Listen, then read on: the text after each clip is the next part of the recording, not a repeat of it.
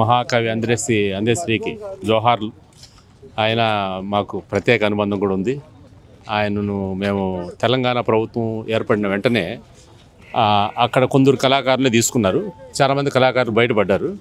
వాళ్ళు పాపం ఒక ఉద్యమం చేసినారు, మాకేది గతి అని. అప్పుడు మేము ఆల్టర్నేటివ్గా అట్లాంటి కళాకారులను సమీకరించి ఒక వర్క్షాప్ పెట్టినాం 2 రోజులు. దానికి చైర్మన్ గారు దేవేంద్ర గౌడ్ గారు, నేను. దానికి సుద్దాల అశోక్ తేజ అందరూ వచ్చారు, విమలక్క అందరూ వచ్చినారు. దానికి మన అందరినీ సార్ ఏం చెప్పినంటే గద్దరన్నని, గోరటెంకర్ని, మన అందశ్రీ అందరిని పిలవండి అన్నాడు. ఎందుకు ఈ విషయం చెప్తున్నా అంటే ఇదంతా వినాలి మీరు. అందశ్రీ అన్న సరే ఫోన్ చేసిన, అంతకుముందు మేము ఆంధ్రజ్యోతిలో పని చేసినప్పుడు ఇంటర్వ్యూలు చేసిన, నేను ఆ పరిచయం ఉంది.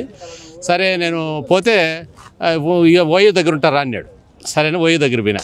ఓయూ దగ్గర ఏమంటే ఆ ముందర దుర్గాబాయి దేశం మీద ఏదో ఉంటుంది కదా, ఆడ గమ్మని కూర్చో ఉన్నాడు.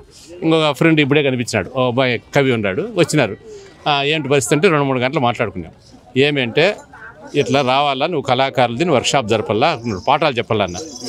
నేను కేసీఆర్ పిలిస్తేనే రాలే, ఇంకా సార్ కొంచెం వేరే పార్టీలో ఉన్నాడు కాబట్టి నేను ఎట్లా వస్తా, సార్ ఆ పార్టీ లేకపోతే వస్తాను నేను అంటే ఓపెన్గా మాట్లాడతారనమాట అని చెప్పినా. మళ్ళీ సార్ కూడా ఆ మాట చెప్పినా, ఇంకంతే ఆయన అన్నాడు నిన్న. మళ్ళీ సో అందశ్రీ అంత ఓపెన్గా ఉంటాడని చెప్పడం కోసం ఈ మాట చెప్పినా. చాలా ధైర్యశాలి, ఓపెన్గా ఉంటాడు, ఏమి లోపల దాచుకోడు, కల్మషం ఉండదు. అట్లాంటి అందశ్రీకి ఈరోజు మనం జోహార్ ఇవ్వాల్సిన అవసరం చాలా ఉంది.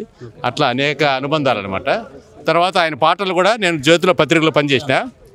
ఆయన పాటల్ని ఫస్ట్ పాడేవాడు, మా కాగితం ఇచ్చేవాడు. తర్వాత ఆ కాగితం మేము జ్యోతిలో ప్రచురించేవాళ్ళం. మేము దాదాపు సండేలో వచ్చింది, తర్వాత వివిధలో వచ్చింది. అప్పుడు ఆ టైంలో నేను అక్కడే పనిచేస్తుంటే ఆంధ్రజ్యోతిలో. కాబట్టి ఆయన కవితలు ఇచ్చేవాడు, పాట అంతా పాడేవాడు, పాడించి చేతికి ఇచ్చేసేవాడు, దాన్ని టైప్ చేసి మేము పెట్టేసేవాళ్ళం. అట్లా పాటలు కూడా నేను ఉన్నప్పుడు సాక్షిని అనమాట. అట్లా ఆయన అంటే కాబట్టి గొప్ప కవి. ఇట్లాంటి కవులు మళ్ళీ ఇంకా చాలామంది పుట్టవలసి ఉంది. మనం దాన్ని ఉత్తేజభరితంగా ఆ సాహిత్యాన్ని కూడా ముందుకు తీసుకోవాల్సి ఉంది. I'm Indravel Ramesh, writer, senior journalist.